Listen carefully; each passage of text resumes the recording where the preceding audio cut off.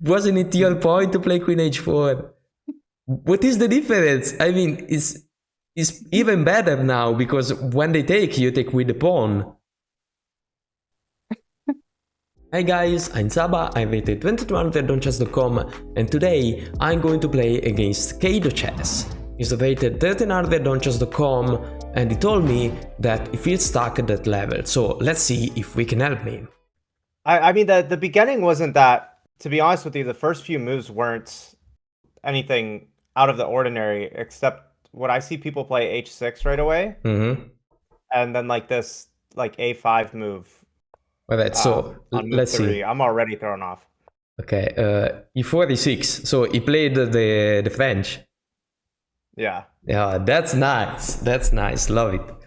So, I hate the French. You hate the French, I mean, is the best defense ever. Alright, so you played knight on f3, which is fine. I mean, you usually want to go for d4, but I mean, knight on f3 is a line. Is a line, obviously. Makes sense. Knight on f3. Well, your opponent should go for d5, but plays h6, which is... Yeah, I didn't really like that. But there's no way to like immediately punish it. Yeah, I mean, just play d4 and take some space and wait. Yeah, h6 is a mistake, doesn't even make a lot of sense, to be honest. I mean, it's just wasting time in the opening. You should develop pieces, take space and everything. So yeah, h6 is a mistake. The best way to punish it is just, you know, taking space and develop pieces. So d4 has to be a good move, which you played. And he replies with a5. Yo. Yeah, and there's something about being in like this rating range where that's it for me. I feel like I'm guessing from here on out. Yeah, I mean, like I get terrified. People start like shoving the B pawn down my throat, shoving the C pawn down my throat. And I mean, I'm like, you should be pretty happy. It just doesn't make any sense. yeah. Yeah, I mean, now you can just develop pieces once again. So probably you can go for bishop d3, but even if you want to play knight on c3, I think it's completely fine. You play c4, which, listen, c4 is fine. I will just develop pieces though. I personally will play bishop on d3, so that you can just castle as soon as possible, you know. The fact is that if you play c4, I mean, it makes sense, but you might create some weakness in the future because you are overextending. But yeah, I mean, c4 is completely fine, it's not losing whatsoever. And yo, this guy is playing so weird. c6? He develops four moves into the game, and he's developed no pieces. Okay, now just knight c3, bishop d3, whatever, just develop pieces. Okay, perfect. Makes sense, makes sense. Okay, and now he finally develops a piece.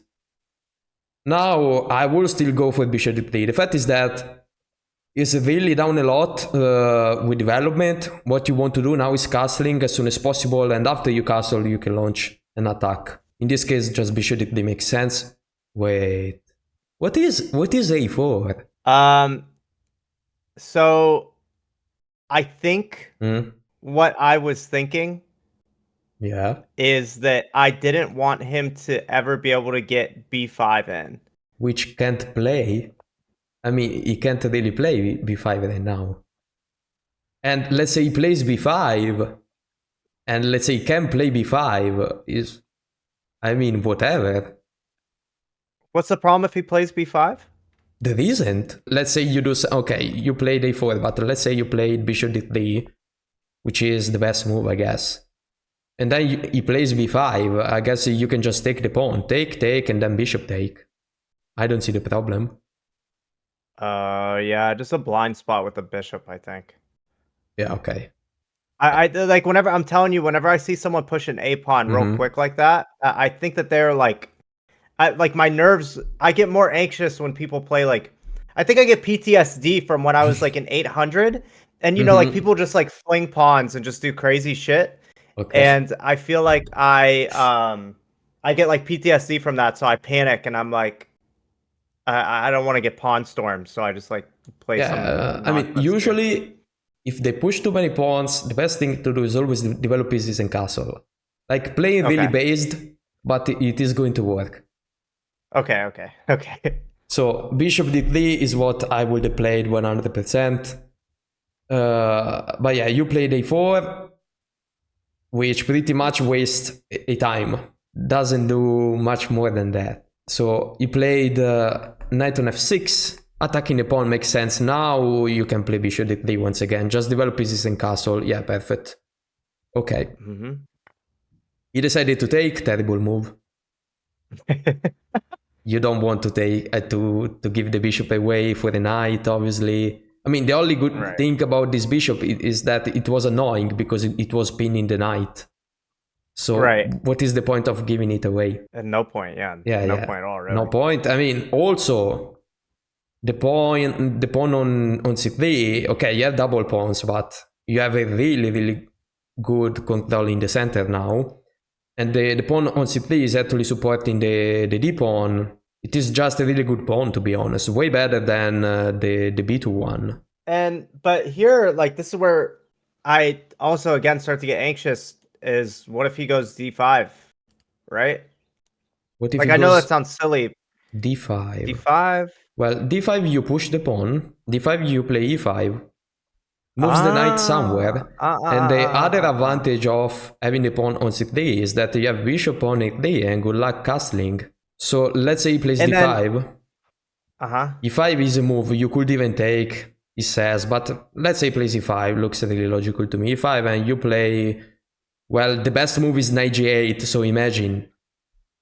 What a great position for black. But yeah, let's say, okay, let's say he plays knight g8. You still have bishop a3, I guess, even though you can play knight e7 at the point.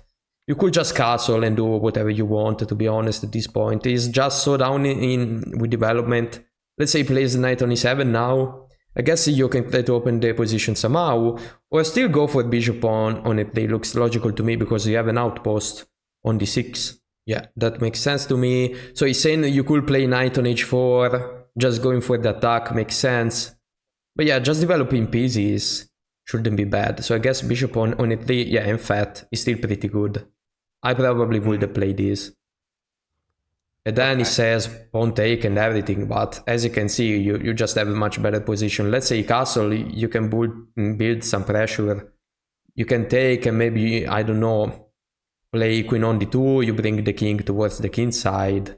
Maybe you play h4, h5. You have a lot of open lines.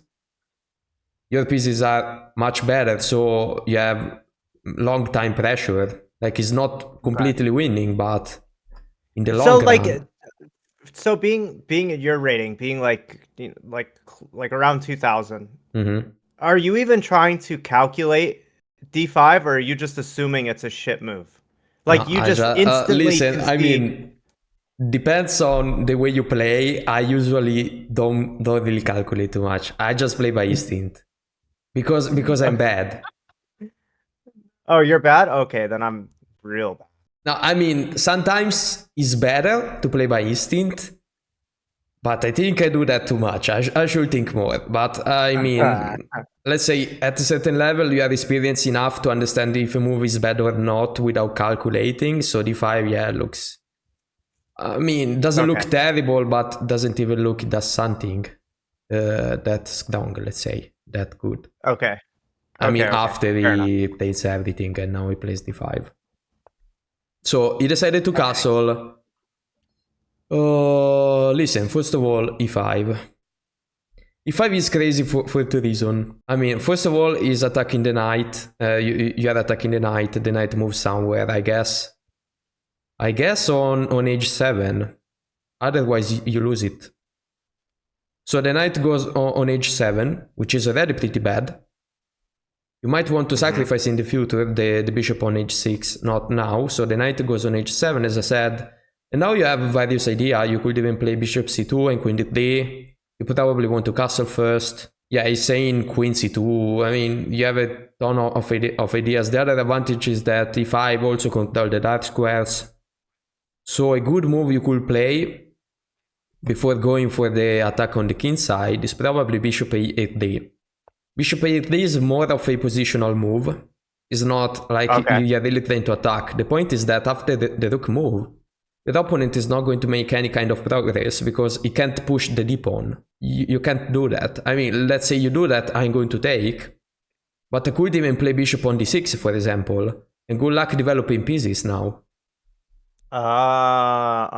So the way you look at this, then so this is where I think there's a difference between your rating range and my rating range. Is is I think that you're better at finding outposts or considering outposts to like halt or deter or enable your opponent from developing. Yeah, is maybe understanding, I don't know, the dynamics, activity, in general in the position. So I mean, if you look Yeah. at this, your opponent can't literally play. Okay, you can move the knight, let's say, and after that, what? The knight is still not going anywhere, pretty much. And you can play queen e2, queen e4, just going for the checkmate. Looks terrible. But Yeah, yeah. that's pretty busted. So going back, e5 was the move, and you played short castle, which is fine. Although now I guess you allow your opponent to play d6. D6. Yeah, just preventing that. Oh, dude, yeah. Not even on my radar. I mean, it's not like you're really preventing it. You could still play e5, but at that point, there isn't a bishop on d6 blocking everything, because I don't have the d pawn. I have the open file at least as black. So yeah, d6 makes sense. Your opponent played b6, which I mean makes sense. Just want to develop. Still, e5 is crazy. I will go for e5 without thinking. Yeah, in this case, you don't really have to calculate. E5 is good. Yeah, What did I perfect. do? Nice. Nice. Wow, I'll take my GM 98. title now. 98. Yeah. Wow, This that's guy's watching little too much Hikaru and trying to improvise. The backwards so. knighthood. Stockfish is saying bishop c2 because I guess you want to go for d. Personally, I would have played bishop on d and queen on d2. Don't see the Let's see what problem. my brain thought. So let's say we play bishop on e3. There is Uh-huh. d6. Okay. Still queen e2. What is the problem? f5. Can't I sacrifice? Well, probably not. I guess otherwise will make a ton of Against a sense. human, maybe. Yeah, I don't know. I guess. So you played. Whoa! What is this move? What do you mean? So you I, sacrificed I the was bishop. I was I pretending I was Woody Alien and not caring about material. I mean, somehow you are still better, but it's not even that simple to see why. Probably. I mean, I guess because you have queen d2. I guess. That was my thought. I think. But I think that was now my thought. I I don't don't know. remember though. Looks quite complicated to me. So okay, it's your turn. So you play queen d2. You can't play f5. You play king g7 defending. No, I just accidentally clicked ahead and saw my next move. It was not good. You bring the rook. Well, it's really hard to calculate. Like I wouldn't have sacrificed now. I would have developed more pieces before because I mean, okay, it works, but you have to calculate everything, and it's not easy. You might go Which I wrong. definitely did. So I didn't. you did, yeah, of course. No, I definitely didn't. But I did though a little bit. Okay, so no, I mean just maybe play bishop e3 first. You develop the queen connect rook, and then you can sacrifice. Usually it works better. Like before sacrificing a piece, you should develop pretty much everything, unless you see a clear win. But in this case, I don't really see a clear win. I mean, Stockfish probably Well, does. I mean, hold on, Saba. Technically, when I sacked the bishop, technically everything was developed. Well, technically, you still need to develop the queen. Okay, yeah, okay. So yeah, and I thought you played queen d2. This doesn't look like queen d2. Hmm. No, it must be you. Maybe you imported it wrong. The game. Yeah, really? Yeah, No. I definitely played. You played queen d2? Oh, I had to have, right? I mean, No, you know what my thought was? You know why I moved the knight backwards? yeah. Queen d5 is what I was looking at. Queen No, d5, queen knight d5. e4. Or queen h5. What did I say? Queen h5? Oh, Queen h5. knight e4. Yeah, the Queen fact is e5, that knight h4. you're just removing an attacker right now, and does it look like really good, to be honest, like visually speaking? So the move is d6, which is a really stockfish move. I will play f5. I will play f5. Yeah. It's a d6. It's a d6. Yeah, it's saying d6. I will play f5. Wait, Cracked. can't you just play queen on g5? Probably you have f4. Yeah, I see it. Yeah, I will play f5, honestly. And now, what do you do? Queen h5, I guess? Queen g5, yeah. Queen g5, I'm up a piece. Queen e2 back. Yeah, I mean... It has to be. It looks I know bad. the eval. I know the eval says that black is slightly better, but this visually looks dead lost. Yeah. Which is crazy because every single one of black's minor pieces is on the back rank. Yeah. But technically black's better. That's crazy. Crazy town, USA. I mean, if you sacrifice a piece, bringing attackers back can't be a good move. There is no way. So, in fact, I was saying queen d2 just makes sense. I'm just adding one more attacker. So, usually, and this is a thing that Levi, sometimes says, if you want to sacrifice the attackers, should be two more than the defender. I think Levi said that, unless I'm just tripping. Yeah, so in this case, to be honest, it makes sense because the defenders are, I don't know, maybe the knight, maybe.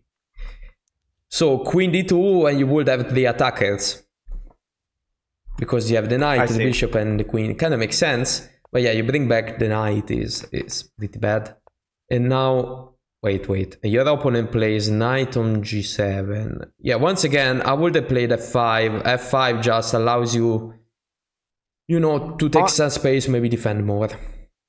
Pawn play, I think that obviously when you're like triple digits, like sub 1000, pawn play is almost impossible to see or understand. And then I think, or where I am rated, I think that, you understand the basics of like pawn pushes in the endgame and the opening, but I think there's this really big blind spot in this rating range where pawn pushes like f5 look absurd. Like, obviously, after it's played, you could be like, okay, that makes the most sense. Oh, it really looks absurd? Oh. Yeah, it would feel absurd to play until I see it on the board. It's crazy because like pawn play, it was middle game pawn play, pawn play. Yeah. In this rating range is in the middle game is very difficult to see until after it's played, and that's like, oh, okay, that makes sense. Like, I think that in my rating range, you focus so much on pieces that the pawns are like a really... Does it look like it? If you see, your opponent just moved 300 pawns and still has all of his pieces on the last rank. Yeah, but look at his pawns. They're all on really dumb squares. Yeah, so it's like he obviously doesn't understand pawn play either. He's just pushing pawns, but he's not understanding it. He's just like, oh, take some space. Yeah, everything looks so random. I don't know what's going on. So, okay, knight on g7. All right, so there are 300 moves that you can play. f4 has to be crazy good. Knight on e4 has to be crazy good. Queen on g4, I don't think so, because you just play queen on g5. He probably didn't want to play f5. Maybe he's thinking en passant and his king's wide open. You would love to see an en passant. You would love it. Queen take, and then what? You're completely fine. Yeah. No, I know, but like he's probably thinking my king is wide open. Like notice how he immediately covers up his king with the knight. The problem his mind is like, I mean, this knight could be the reason why he's going to lose, because now he can't even run away. Yeah, so I mean, well, that's why we're rated in the trash can rating range. So let's see what happened. We don't know what we're doing. Oh, you actually played a really good move. Knight e4. Thanks. Really, really good move. Knight e4 threatening to give a check. After that king move, you bring the queen, you play f4, you bring the rook, and you win. GG. So yes, I believe that was my plan. Wow. Okay. This is wow. This is a really, really, really bad move. I mean, obviously, Really? the problem was is going to give me a check and I'm going to lose, so I need to prevent that somehow. Still, f5 makes sense because I'm at least blocking something. If you take en passant, at least you're not going to have a knight there. Despite the fact it looks terrible, I agree. But maybe you can sacrifice the rook and maybe still survive. But if you play d5, you're not going to solve the problem. At all. The problem is still there. So, knight on f6. I don't know. Oh, queen c1, queen d2. Yeah. Yeah. If you play queen d2, you win. And this is exactly where I went wrong. You went what's wrong? the eval right now? Plus 1,000? It's plus 1,000 right It's now? mate in 5. Yeah, there you go. And then I very, very, very, very, very passionately fucking destroyed this position for myself. I guess you played f4. I mean, I don't know what you played. I mean, the only two logical moves are, I mean, queen c1, okay, but queen d2, f4. I can't think about anything else. Oh, okay, maybe you bring the bishop back. Yeah, maybe three logical moves.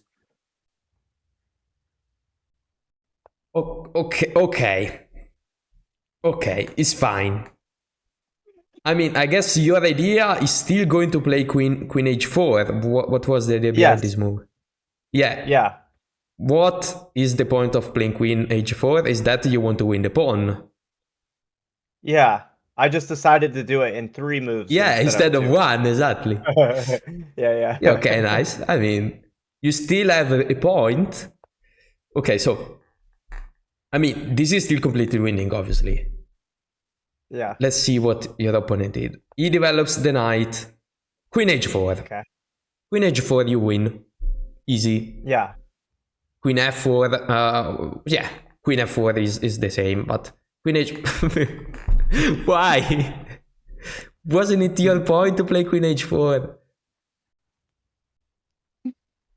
What is the difference? I mean, it's even better now because when they take, you take with the pawn.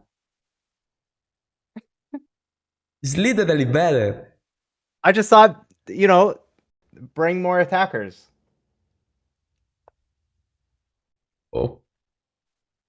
Okay. So this loses. I guess because you just played and win the pawn. I guess so. Just win the pawn and you should be fine because the queen defends h6. Yeah, exactly. Well, now I can see why he's lost. You could even push the pawn. e5. e5, good luck. I didn't see it. But still, I mean... it started to look pretty bad. Yeah. This was the point, I guess. You play this, take. He wins another pawn and you're still down a piece. Doesn't look that great, to be honest. So I feel like you're judging me pretty hard right now. I mean, I'm not really judging. I don't know. It's like watching a game from another dimension. You were 1,300 at one point, right? I guess. So just go back in time a little bit. I was pretty bad. Pretend you're 1,300, right? And you're like, all right. So hold on. Go back a few moves. Go back to rook e1. I think that sometimes I think a little irrationally, and I'm afraid that my plan isn't going to work. Like he'll find a way to stop it from working. Like imagine I didn't play rook e1 and I just played queen h4. The winning move. So let's say queen h4. Which was your plan? Hold on. I think my fear was that he would find a way to stop that from working. So I wanted to make sure that I had another piece ready to roll in case it didn't work out. Okay, I also had this problem. The way to solve it is if you can't see it, play it.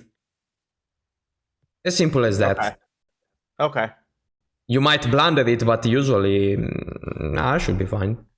I mean, in this case, it's also pretty hard to blunder. Like, if you play Queen H4, you just have to look pretty much at two pieces, the knight and the queen. There is anything else going on. I mean, if you think about this position, maybe actually the only thing you should consider is H5.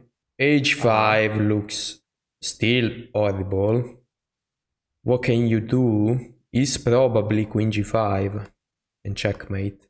But let's say you don't see Queen G5 because it looks simple, but in reality it's not so simple to see. Because, yeah, I mean, you have to see that this square is free now. Yeah. I'm thinking G4. G4 is easier. Oh, yeah, wait. You still can't But, take.